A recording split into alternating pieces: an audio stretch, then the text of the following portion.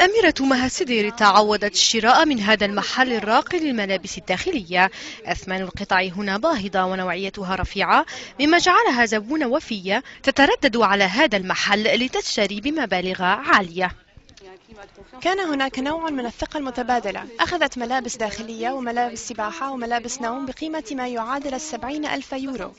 عندما ذهبت إلى الفندق لآخذ المبلغ قيل لي أن السيدة السديري غادرت الفندق. الأميرة معروفة بحبها للتجول في الفنادق والمحلات الراقية الباريسية.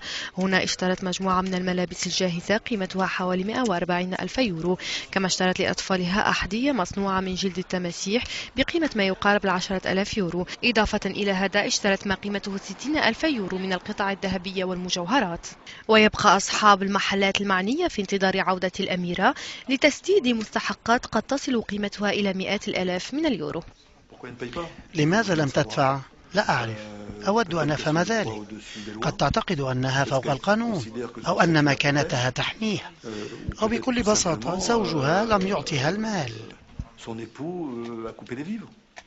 ضحايا الأميرة قرروا رفع دعوات لملاحقتها، وازداد خوفهم من أن تكون قد عادت إلى المملكة دون دفع المستحقات.